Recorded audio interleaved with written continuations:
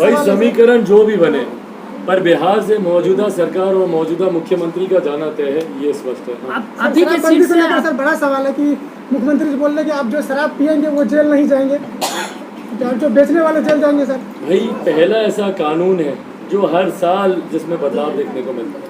मतलब ऐसा लग रहा है कि बिहार में हत्या, अपहरण, लूटमार, डकैती, बलात्कार का कोई कानून ही नहीं बचा। कानून बचा तो एकमात्र, तमाम धाराएं समाप्त हो गई हैं, सिर्फ एक कानून है बिहार में, वो है शराबबंदी, और उसके बावजूद वो धरातल पर नहीं उतरा। भाई ये सबसे बड़ी बातों को अपने संबोधन में मैं आप लोगों के बीच रख ही चुका हूँ।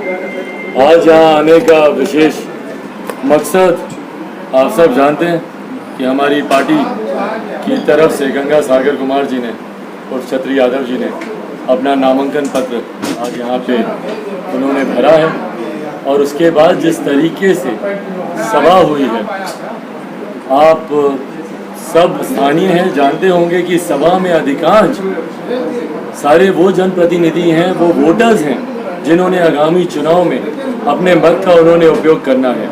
और मेरे लिए ये मेरे विश्वास को और ज़्यादा बढ़ाता है, ना सिर्फ भारी संख्या में उन जनप्रतिनिधियों को देखकर जो आने वाले चुनाव में अपने मत का उपयोग करेंगे, बल्कि मेरा विश्वास इस बात से भी बढ़ता है कि इससे पूर्व भी मेरे नेता, मेरे पिता स्वर्गीय रामविलास पासवान जी के नाम पर, लोक जनशक्ति पार्टी के नाम पर पिछली बार हम लोग भी आए थे, उस वक्त भी तो जिस तरीके से पिछली 2 बार से सहरसा, सुपौल, मधेपुरा की जनता का हम लोग को समर्थन, हम लोग को आशीर्वाद मिलता आ रहा है, ये मेरे विश्वास को बढ़ाता है। विश्वास को से बढ़ाता ही नहीं है, मेरे यकीन को पुख्ता करता है कि इस बार भी हमारे प्रत्याशी गंगा सागर कुमार जी की यहाँ से जीत सुनिश्चित है। और जिस तरीके से जनता में इनके प्रति मैंने रुझान, क्योंकि हम लोगों ने सर्वे भी कराया था अपनी तरफ से भी, जनता से ही और उन जनप्रतिनिधियों से ही हम लोगों ने ये पूछवाया भी था कि भाई आपके हिसाब से आपकी आवाज़ को मजबूती से बुलंद करने वाला कौन सा व्यक्ति है जो विधान परिषद में जाकर आपके अधिकारों के लिए लड़ाई लड़ेगा। तो उसमें प्रमुखता से पहले नंबर पर इनका नाम आया, वरीयता में भी मैं मान के चलता हूँ कि इन्हीं का नाम पहले नंबर पर रहेगा। और ये विश्वास जनता ने मुझे 2 बार दिया है, इस बार भी जनता का वही आशीर्वाद, और इससे पूर्व भी जब हम लोग आशीर्वाद यात्रा के तहत भी बिहार को विकसित बनाने की एकमात्र ऐसी कुंजी है जिसमें जात पात धर्म मजहब से उठकर हर समुदाय, हर वर्ग, हर जाति, हर धर्म के लोगों का इसमें जिक्र किया। हम लोगों की ईमानदारी से अगर लड़ाई है तो सिर्फ अमीरी और गरीबी के बीच की लड़ाई है। गरीब जो आज की तारीख में गरीब होता जा रहा है और अमीर जो आज की तारीख में अमीर होता जा रहा है, ये बड़ी खाई बनती जा रही है। जब तक उस खाई को नहीं पाटा जाएगा, जब तक उस खाई को नहीं भरा जाएगा, बिहार में विकास की सोच रखना असंभव है। और यही कारण है कि मुख्यमंत्री नीतीश कुमार जी सिर्फ जाति की बात करते हैं, विकास की बात नहीं करते हो। कभी नहीं बताते कि कितने कारखाने खोलेंगे, कितने अस्पताल बनाएंगे, कितने मेडिकल इंजीनियरिंग कॉलेजेस लाएंगे। वो बात करते हैं तो सिर्फ ये समीकरण, वो समीकरण। तो इसीलिए बिहार फर्स्ट, बिहारी फर्स्ट पर जनता का विश्वास इस तरीके से हर बीतते दिन के साथ बढ़ता जा रहा है। आगामी मध्यावधि चुनाव में, और मैं इस बात का जिक्र कर रहा हूँ मध्यावधि चुनाव, क्योंकि मैं मान के चलता हूँ कि बिहार में कभी भी मध्यावधि चुनाव होंगे जिस तरीके से मौजूदा सरकार के प्रमुख गठबंधन साथियों के भीतर ही एक विरोधाभास देखने को मिल रहा है। भाई सैनी जी और मांझी जी को तो भूल ही जाइए, उनको तो वैसे ही साइडलाइन किया हुआ है, पर भाजपा और जदयू में ही जो विरोधाभास देखने को मिल रहा है। भाई ये बात करते हैं पेगासस की जांच होनी चाहिए, अपना सृजन घोटाला भूल जाते हैं, उसकी जांच हो नहीं, लेकिन सर पर पेगासस की जांच होनी चाहिए। ये बात करते हैं जनसंख्या नियंत्रण कानून पर भारतीय जनता पार्टी से उलट राय रखते हैं। ये जातिगत जनगणना पे विपक्षी दलों को लेकर प्रधानमंत्री के पास जाते हैं उनको नीचा दिखाने के लिए।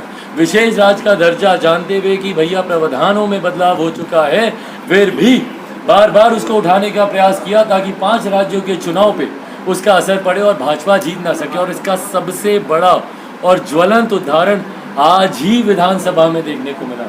पहली बार मुझे लगता है कि बिहार के इतिहास में, देश के इतिहास में बल्कि, किसी मुख्यमंत्री ने कुर्सी का ऐसा अपमान किया होगा। आज तक मैंने कभी ऐसी तस्वीरें नहीं देखी। देश में कोई मुख्यमंत्री रहा, उनका कोई भी अध्यक्ष रहा हो, भाई बात अध्यक्ष की नहीं होती है, बात उस कुर्सी की होती है। उस कुर्सी की गरिमा है, उस पद की गरिमा है।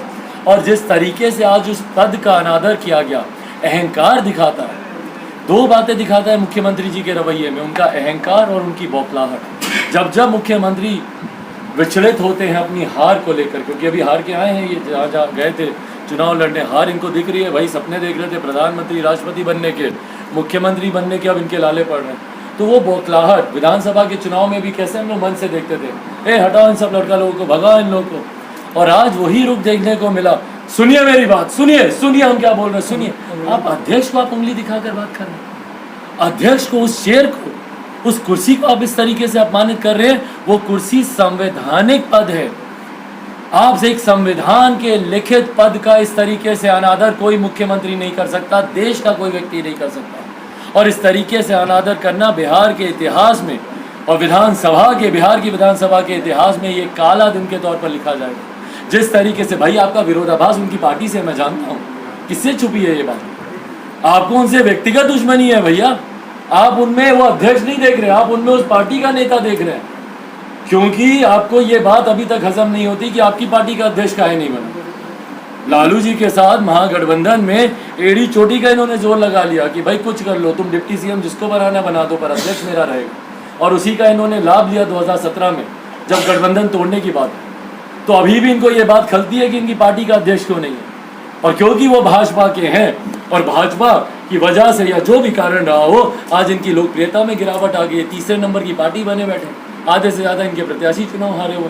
तो ये बौखलाहट उनके चेहरे पे दिखती है और ये अहंकार दिखता है जिस तरीके से वो कुर्सी को संबोधित करते हैं। यहाँ से इस गठबंधन के टूट की नींव मजबूती से रखी गई है, और इसीलिए मैंने मध्यावधि चुनाव का जिक्र किया।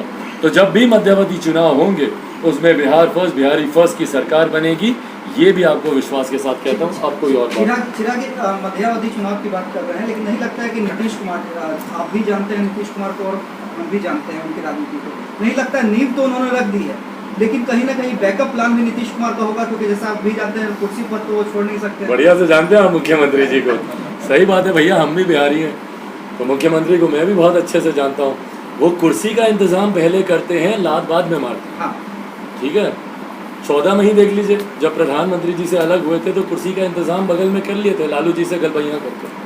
17 में बाद में राजभवन को सूचित किया गया, पर पहले भाजपा से गठबंधन तय कर लिया गया। तो कुर्सी का इंतजाम, उसी कुर्सी का इंतजाम प्रधानमंत्री के तौर पर, भाई किसी पार्टी की राष्ट्रीय कार्यकारिणी में औपचारिक के प्रस्ताव पारित हो, ये संजोग नहीं हो सकता। हम भी एक पार्टी चलाते हैं, हम लोग भी पता है कि पार्टी की राष्ट्रीय कार्यकारिणी में जब प्रस्ताव रखे जाते हैं तो वो कितने लेवल ऑफ स्क्रूटनी से गुजरते हैं, उस पर कितना मंथन किया जाता है। तो उसमें हल्के से क्या बोलते हैं बाद में, अरे हमको नहीं पता, ये सब लोग क्या बोल देता है, क्या रखते, अरे आपकी पार्टी है भैया, आपको कैसे नहीं पता? उसमें आपको पीएम मटेरियल बताया जा रहा है, तो पीएम मटेरियल किसकी कुर्सी पे नजर है? इनके गठबंधन के साथी के जो सबसे बड़े नेता हैं और जो भारत के प्रधानमंत्री आदरणीय नरेंद्र मोदी जी की कुर्सी पर ना, पर वो कुर्सी की संभावनाएं जब कम लगी तो फिर राष्ट्रपति, तो राष्ट्रपति की संभावना, भैया विशेष राज का दर्जा दो। अब ये सब मांग थोड़े समय तक रुकेगी जब तक अगली कुर्सी का नहीं आएगा, बट बहरहाल इन तमाम कुर्सी की खींचातानी में मेरा प्रदेश भुगत है। तो इसीलिए मैं आग्रह करूंगा कि बिहार के प्रधान बिहार पे दे ध्यान, ये जरूरी है। लेकिन नहीं लगता है कि इसी से जुड़ा हुआ है, क्योंकि जो जेडीयू के अंदर खाने ललन सिंह बनाम आरसीपी चल रहा है, और नीतीश कुमार की जो भूमिका नजर आ रही है, कहीं जेडीयू ही नहीं टूट जाए, आरसीपी लगता है होने देंगे? जिस तरह से नरेंद्र मोदी की नीतियों का वो तारीफ कर रहे हैं, भाई समय दूर नहीं है, कुछ सीटों का रिन्यू होना है अभी, तो वो समय दूर नहीं है, उसी में ही सारी परिस्थिति स्पष्ट हो जाएगी। चिराग जी, मुख्यमंत्री साहनी जी ने तो यूनाइटेड के खिलाफ कैंडिडेट नहीं दिया है, बीजेपी के खिलाफ एमएलसी चुनाव में कैंडिडेट उतार दिया, क्या कहेंगे?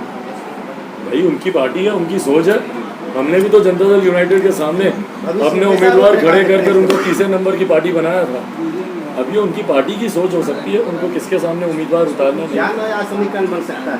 सर शराबबंदी को लेकर बड़ा भाई सवाल है। समीकरण जो भी बने, पर बिहार से मौजूदा सरकार और मौजूदा मुख्यमंत्री का जाना तय है, ये स्पष्ट है। अभी शराबबंदी को लेकर सर बड़ा सवाल है कि मुख्यमंत्री जी बोल रहे हैं कि आप जो शराब पियेंगे वो जेल नहीं जाएंगे, जो बेचने वाले जेल जाएंगे। सर भाई पहला ऐसा कानून है जो हर साल जिसमें बदलाव देखने को मिलता है, मतलब ऐसा लग रहा है कि बिहार में हत्या, अपहरण, लूटमार, डकैती, बलात्कार का कोई कानून ही नहीं बचा।